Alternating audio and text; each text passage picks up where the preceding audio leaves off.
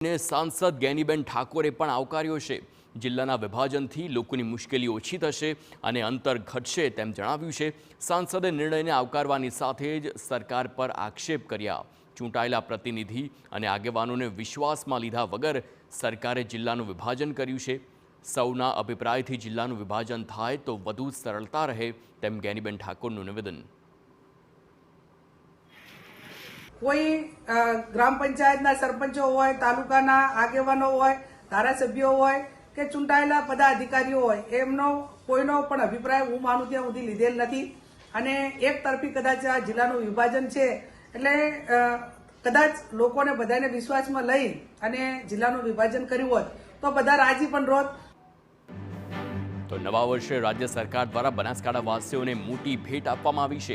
सरकार द्वारा बनासकांठा जिल्लानुं विभाजन करी अलग 8 तालुकानो थराद जिल्लो बनाववानी मंजूरी आपी छे, जेने लई बनासकांठा जिल्लाना लोकोमां खुशीनो माहोल छे। नवा जिल्लानी जाहेरात थता थराद, वाव, भाभर, सुईगाम, दियोदर आ सहित लाखों लोकोने हवे बनासकांठाना मुख्य मथक पालनपुर जवा माटे जे लांबू अंतर कापवुं पड़तुं हतुं तेनाथी राहत मळशे।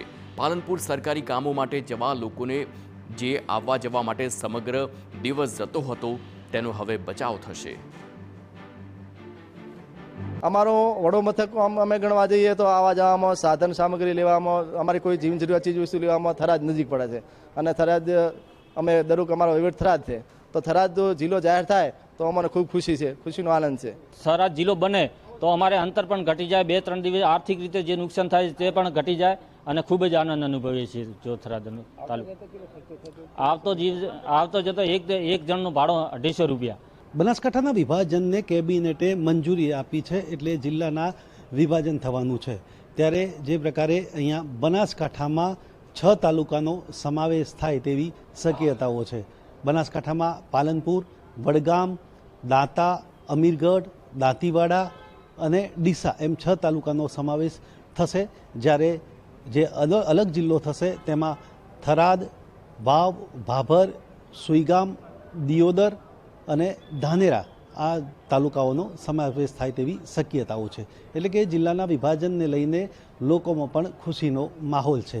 જે પ્રકારે હું તમને દ્રશ્યો બતાવીશ કે આ જે પાલનપુર છે અને પાલનપુરની જે કચેરીઓ છે ત્યાંથી જે લોકોને છે એ 150 કિલોમીટર દૂરથી તેમના કામ માટે આવવું પડે છે અને જ્યારે એ કામ માટે આવે છે ત્યારે 1000 રૂપિયા કરતાં પણ વધારો ખર્ચો થાય છે। 3-4 વાર ધક્કા ખાય છે અને ત્યારબાદ તેમનું કામ થાય છે।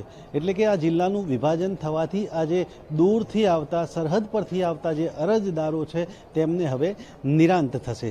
એટલે કે જિલ્લાના વિભાજનને લઈને સામાન્ય લોકોમાં પણ એક પ્રકારે ખુશીનો માહોલ છે। ત્યારે બનાસકાંઠા અને જે અન્ય નવો જિલ્લો બનશે તેને પણ આગામી સમયમાં તેના વિકાસને પણ વેગ મળશે અને આ વિકાસના વેગને લઈને પણ બનાસવાસીઓમાં ખુશીનો માહોલ છે। અત્યારે તો જિલ્લાના વિભાજનને લઈને બનાસકાંઠાના જે આગેવાનો છે, જે લોકો છે તેમનામાં પણ ખુશીની લાગણી છે। અતુલ ત્રિવેદી, TV9 બનાસકાંઠા।